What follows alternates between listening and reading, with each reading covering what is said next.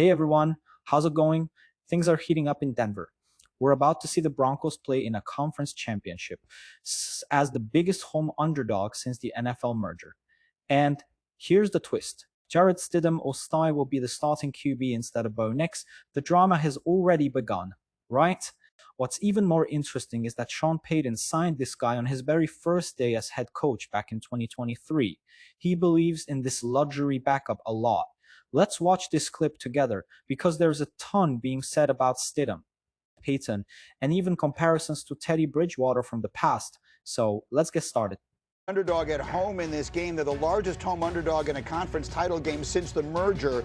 DraftKings said Denver would be a 1.5-point favorite if Bo Nix were playing in this game instead of Jarrett Stidham, or as they call him, Stiddy. Stiddy! And Peter, I know you've been working people in the building there. Talk to us about the man they call Stiddy. Of course, you're watching at home. Of course, they're confident in their quarterback that's going to be playing. That's what they always say. No, this is one that on the first day of free agency, when Sean Payton took the job in 2023, the very first signing they made and paid a lot of money for was Jarrett Stidham, despite the fact they already had Russell Wilson. Stidham was going to be the backup.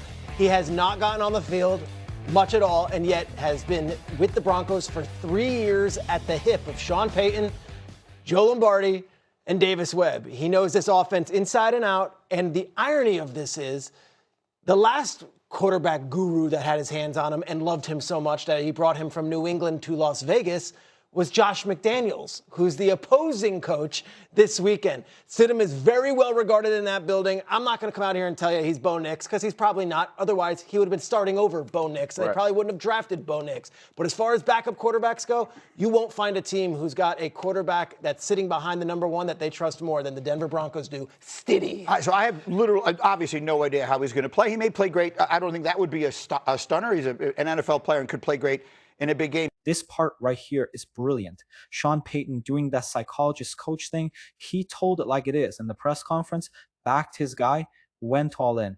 Do you think that really keeps the locker room together? Here. What I think this has been on the part of Sean Payton is a master class in coaching psychology.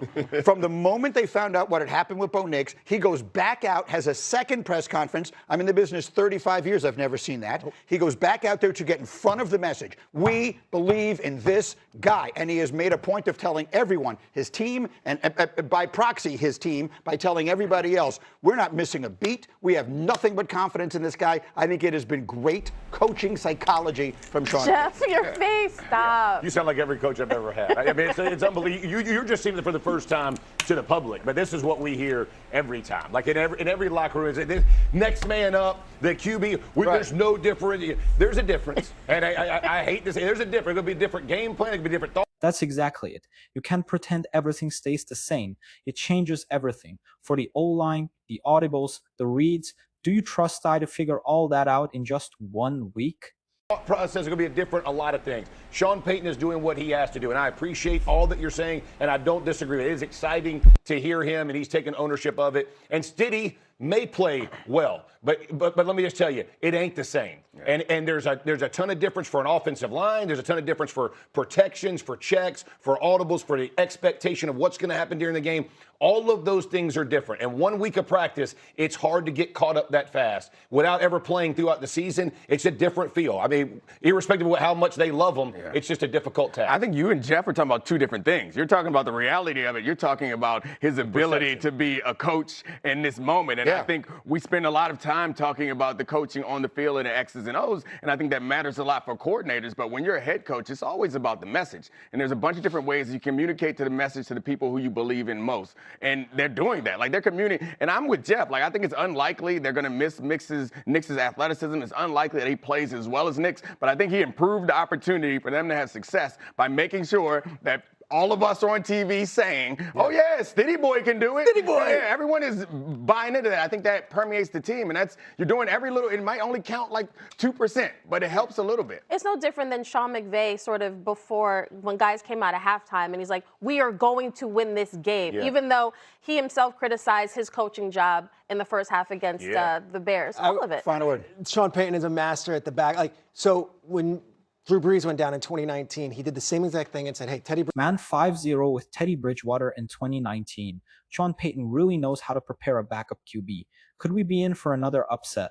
Bridgewater's our guy. Teddy's our guy. Right. They went 5-0 with Teddy Bridgewater. they did. Like, he gets his backups ready. It's a quarterback guru as a head coach. They won't be And surprised. he's a play.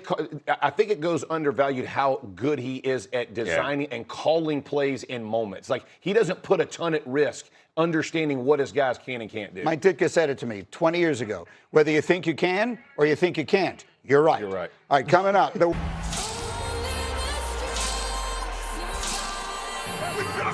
Let's go! Holy catfish!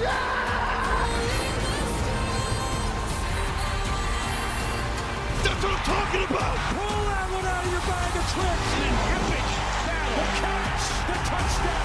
They're going bonkers! Oh my goodness! Only the strong survive.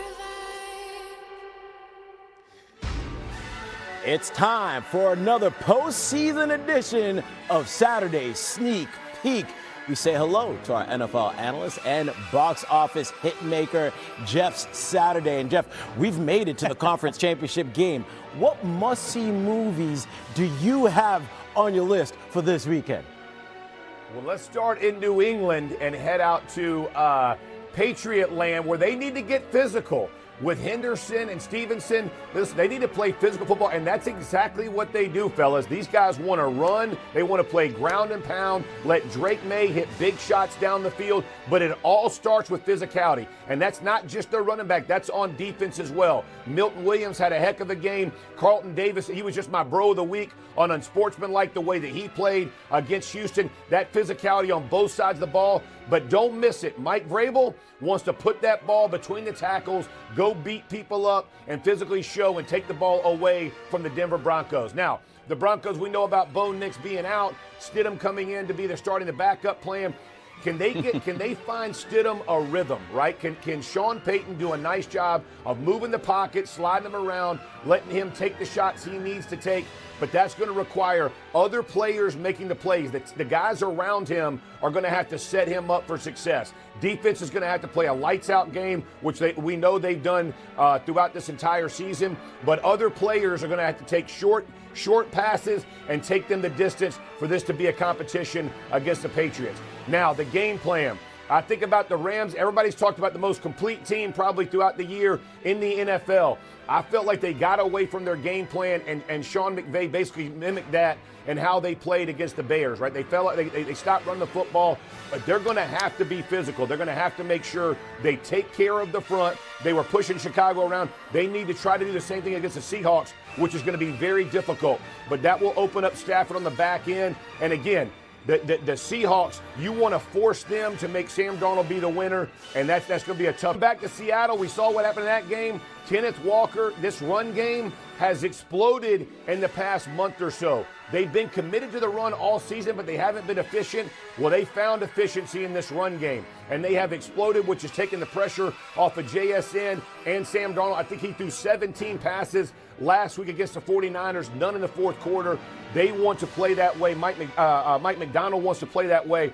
This NFC Championship game is what it's all about. These are the two teams we wanted to see. We're going to have a big-time showdown Sunday night. I love the movie choices, 2 of them with the word plan in it. I thought we were going to go a clean sweep there. But, hey, every box office hit has its critics, right? How about some Neek's critiques? Dominique Foxworth is here. Dominique, are you giving 2 thumbs up or 2 thumbs down for the Rams-Seahawks this weekend? Oh, yeah, 2 thumbs up. That game is awesome. I can't wait to see it happen. I really think that we got to focus in on the Seahawks' ability to run the ball. They figured out how to run the ball late in the season, and I think that Kenneth Walker, even though Charbonnet's down, Kenneth Walker's ability to run the ball is going to take the pressure off of Sam Darnold. And I think that this defense, the Seahawks defense is one of the best in football, and we're going to see if that defense can stand up in the red zone in particular. So as long as Sam Darnold has an opportunity to make plays and is efficient down the— So that's it, everyone. Jarrett Stidham has a massive mission ahead of him. The panel is split. Some trust Sean Payton's preparation. Others are making it clear you can compare this situation to Bo Nix. But you cannot deny the head coach is doing everything he can to project confidence, both to the team and to the fans. And history is on his side, right? And what he did with Teddy Bridgewater that season was unreal. And could he pull it off again on the other side? The Patriots are coming in with a physical game plan, a heavy run game, and a strong defense. It's going to be a grind. In my opinion, this game will be a lot closer than people are saying. Stein may not be a star, but with Peyton calling the right plays and the Broncos defense playing at the limit, there's definitely room to dream. Hit the like button, subscribe to the channel, and drop a comment telling me what you expect from this game. We're in this together.